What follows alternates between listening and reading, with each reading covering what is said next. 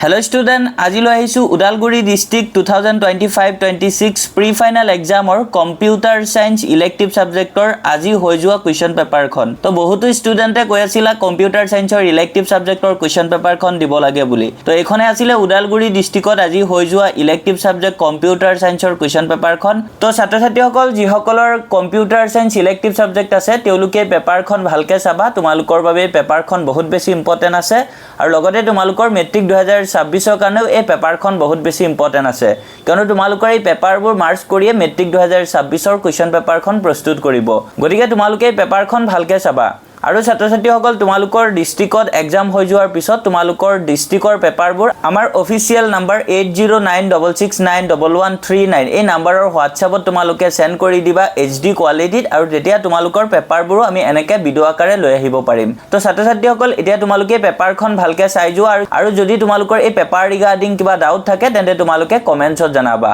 তো এতিয়া তোমালোকে পেপাৰখন ভালকে চাই যোৱা